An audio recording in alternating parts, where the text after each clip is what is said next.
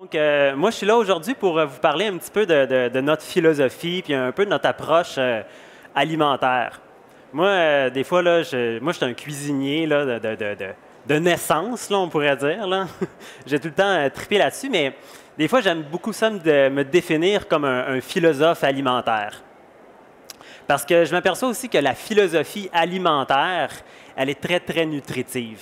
Et que parfois, on est affamé de cette compréhension-là, beaucoup plus subtile et relaxe.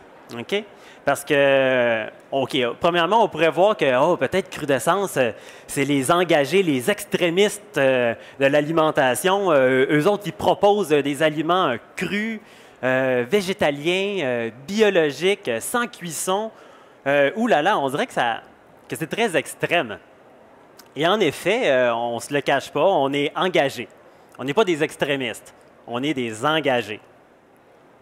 Donc, ici, j'aimerais ça faire premièrement la différence un peu entre notre vision alimentation vivante. Okay? Parce que, bon, il y a le cru, le fait de manger des aliments non cuits pour garder la valeur nutritive, les vitamines, les minéraux et toutes les bonnes vibrations qui sont dedans. Mais pour nous, l'alimentation vivante, on s'est amusé à jouer avec le concept puis le cuisiner pour qu'il soit beaucoup plus nutritif, on pourrait dire. On s'est amusé avec le concept de l'alimentation vivante pour dire, je ne veux pas juste que ce que je vais manger dans mon corps va me rendre vivant, mais je veux aussi que ça rende vivant l'extérieur, c'est-à-dire mon environnement, mon économie, qu'éventuellement ça puisse rendre vivant la politique ou rendre vivant vraiment tous les gens qui m'entourent. Donc, on va se retrouver à vraiment aller toucher ce qu'on va dire quand on dit une communauté en santé. OK? On ne va pas juste dire on veut des individus en santé, parce que ça, fondamentalement, tout le monde recherche ça de façon très, très viscérale. Mais quand on touche à cette communauté en santé-là, moi, je suis content que ça soit le titre de la conférence parce que c'était vraiment le leitmotiv de fonder Crudescence. OK? C'était une vision qu'on est rendu vraiment loin devant, mettons, les changements climatiques, la confusion planétaire, puis tout ça. On s'apercevait qu'on est comme, wow, ça va de plus en plus vite, puis de pire en pire d'une certaine façon, puis on a l'impression qu'on court à toute vitesse devant un mur. Fait qu'on s'était dit, OK, nous, on va jouer avec l'alimentation pour rendre les gens plus heureux, plus en santé, mais aussi plus conscient de qu'est-ce que c'est vraiment manger. OK? Donc, personnellement, moi, je crois fondamentalement... je fais de la pub.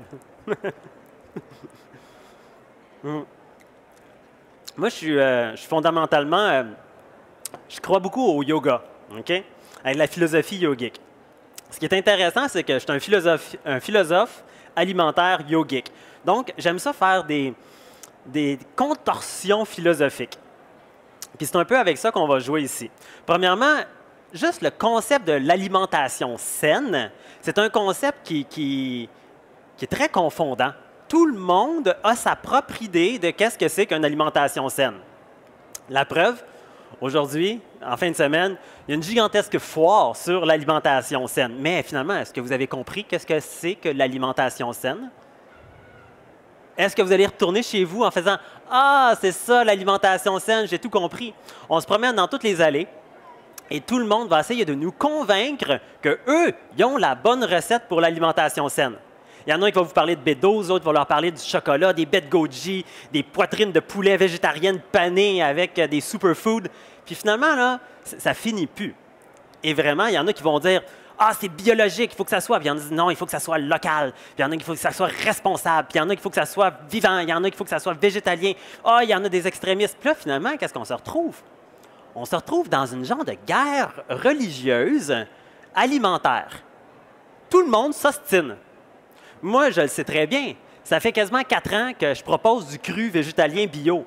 Il y a plusieurs personnes qui viennent nous voir comme « Oh, merci, vous êtes la nouvelle religion. » On est comme « Non, non, non, wow, wow, wow. » Puis il y a du monde qui vient nous voir et dit « Hey, attends un peu, puis est-ce que vous avez pensé à ça? » Puis ils viennent nous challenger philosophiquement sur le fondement de notre interprétation de l'alimentation santé. Et ce n'est qu'une interprétation. Okay? Dans le fond, on va chercher plutôt à challenger le concept d'alimentation pour que vous trouviez votre propre interprétation de qu'est-ce que c'est qu'une alimentation santé. OK? Aujourd'hui, on est dans un monde intégriste. Tout le monde tient fermement à leurs idées. OK? Et que ce soit politique ou religieux ou alimentaire, on tient fermement à nos idées. Et on devient crispé. On devient tendu, stressé, et on va défendre nos idées alimentaires devant tout le monde qui veut nous attaquer. Nous autres, on aime ça, assouplir le concept. Okay? Et la première chose qu'on va vous dire, essayez pas de penser. Puis ça, je trouve ça le fun. Nous mangeons, donc nous sommes. On sait très bien que la première personne qui a fait allusion à ça, c'est « je pense, donc je suis ». Et après, on a philosophiquement challengé cet énoncé parce que moi, je pense que ça serait plutôt « je sens, donc je suis ». Donc, ici, face à l'alimentation, notre philosophie va être de dire OK, peut-être que n'importe qui va vous dire n'importe quoi sur l'alimentation puis dire ça c'est meilleur, ça c'est pas bon. OK? Si on reste dans un mode mental de pensée de qu'est-ce qui est bon, qu'est-ce qui n'est pas bon, on est foutu. On va courir comme des poulets, pas de tête, à essayer de trouver qu'est-ce qui va sauver ma santé et le monde. Foutaise. Dans le fond, ce qu'on va chercher à faire, c'est de ressentir viscéralement dans mon corps qu'est-ce qui est bon pour moi. OK? Et ça, c'est très, très important. Et pour pouvoir faire ça, il faut faire l'expérience. Il faut faire l'expérience de boire une grosse bouteille de Coca-Cola et de sentir dans son corps, de contempler comment je me sens. OK? De manger du pain, puis de regarder comment je me sens. De manger de la viande, de comment je me sens.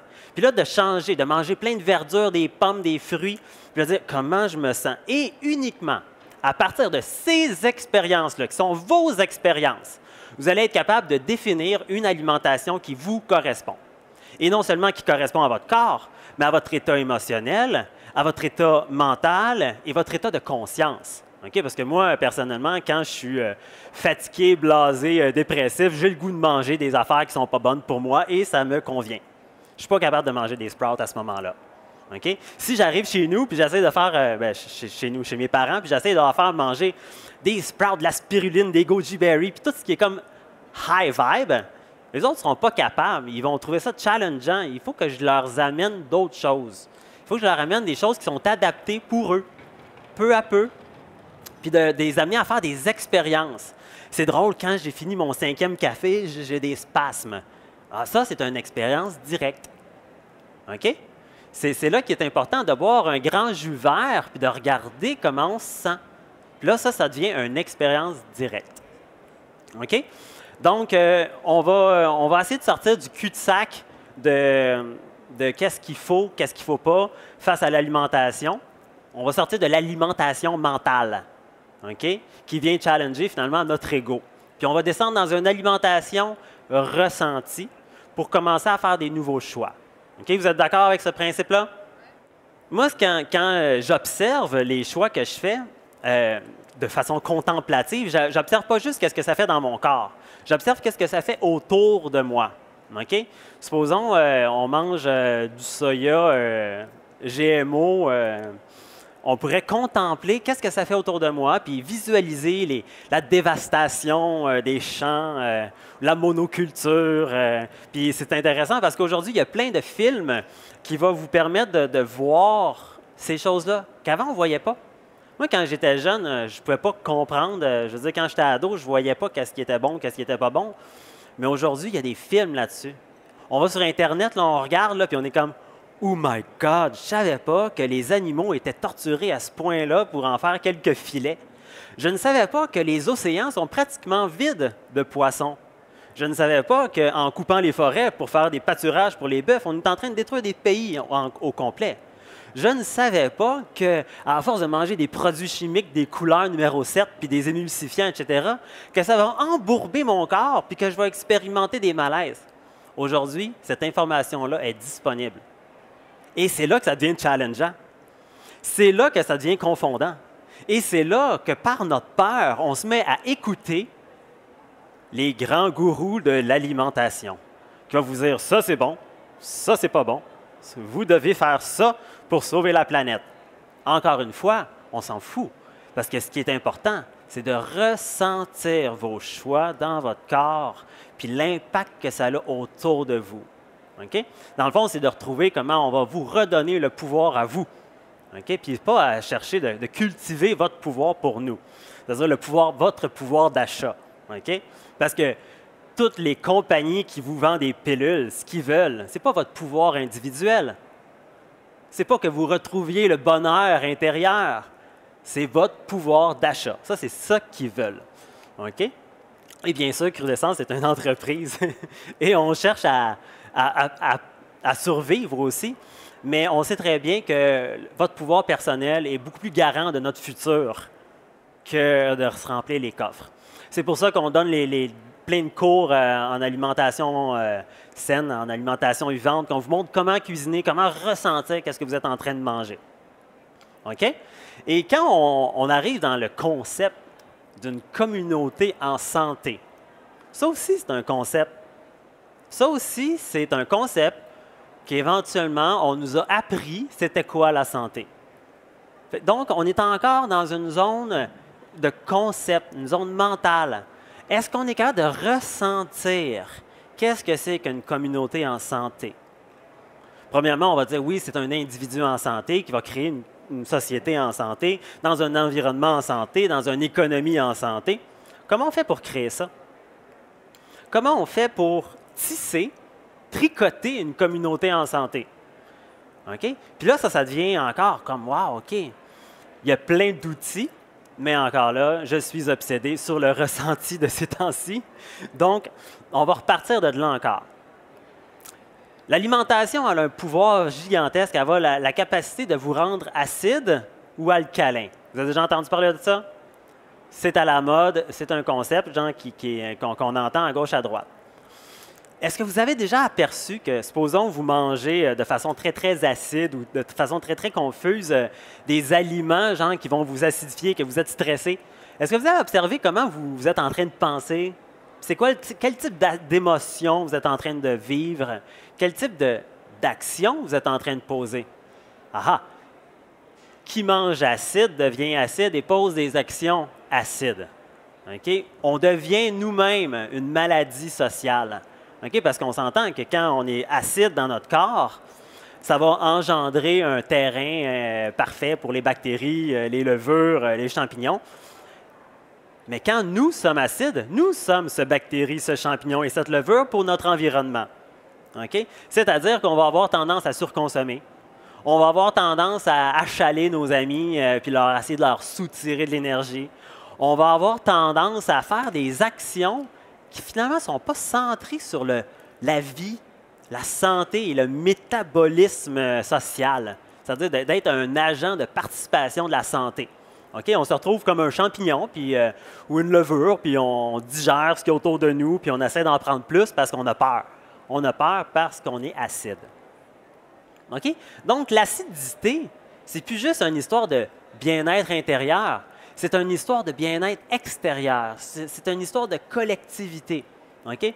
Et c'est pourquoi que quand on commence à manger des aliments qui vont nous assainir et qu'on commence surtout à assouplir notre philosophie alimentaire, on commence à être moins stressé, puis on commence à devenir alcalin.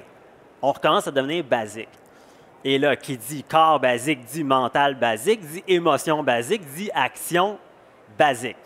OK? On se met à faire plus de câlins. OK? On devient alcalin. Il y a quelque chose, on dirait qu'on est comme plus en amour avec la vie. OK?